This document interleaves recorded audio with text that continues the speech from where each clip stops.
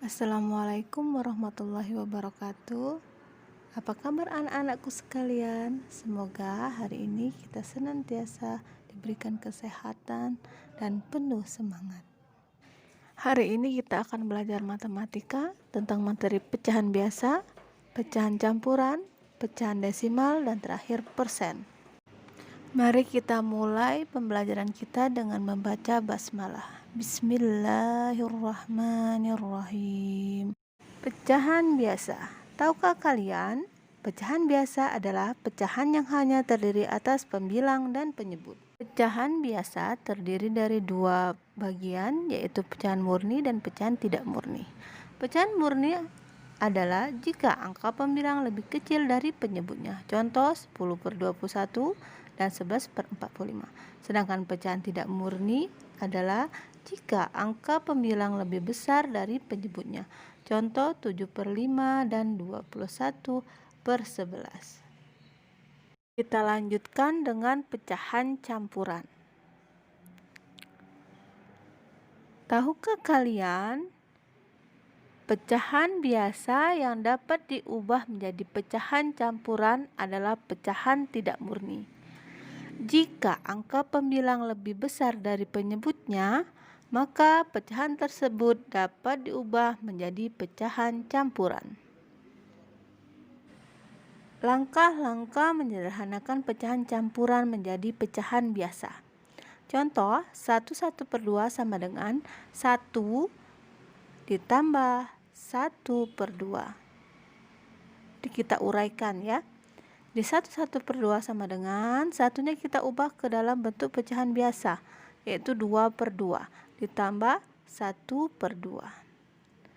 1/2 sama dengan, kita jumlahkan saja pembilangnya karena penyebutnya sudah sama.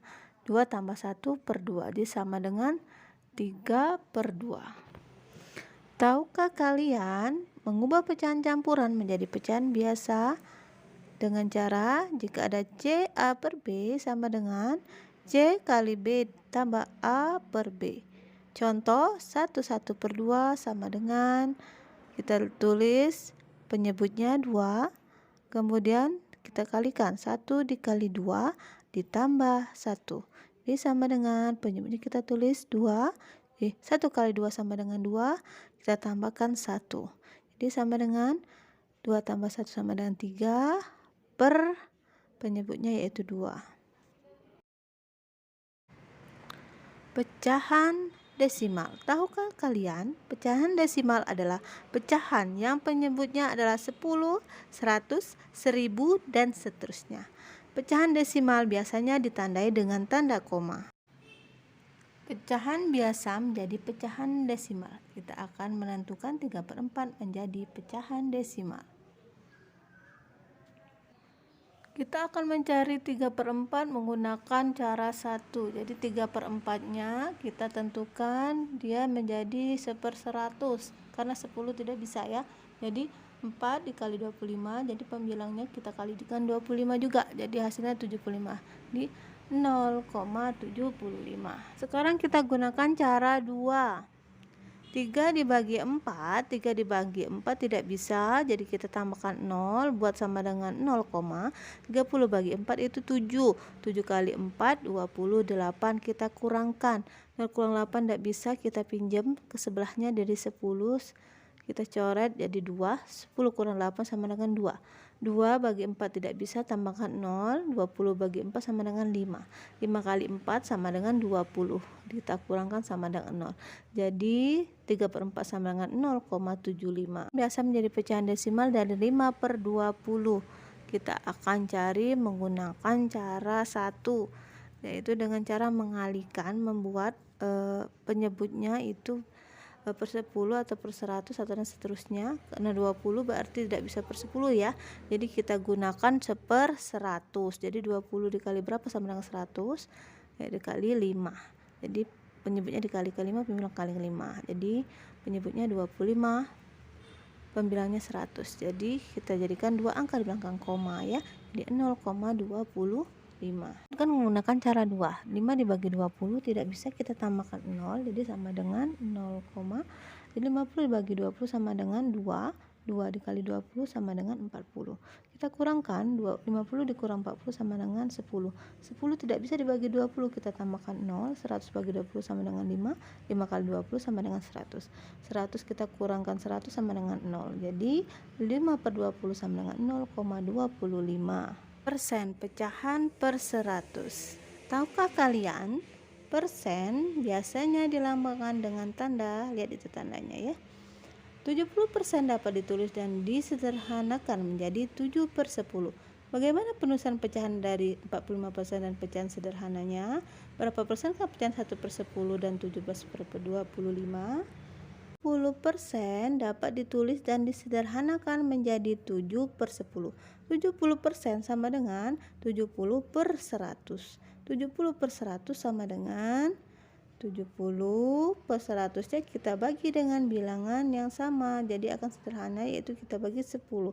70 bagi 10 sama dengan 7, 100 bagi 10 sama dengan 10. Bagaimana penulisan pecahan dari 45% dan pecahan sederhananya? Oke, kita bahas. 45% sama dengan 45/100. 45/100 akan kita sederhanakan, yaitu dengan cara membagi pembilang dan penyebutnya dengan angka 5. 45 bagi 5 sama dengan 9. 100 dibagi 5 sama dengan 20.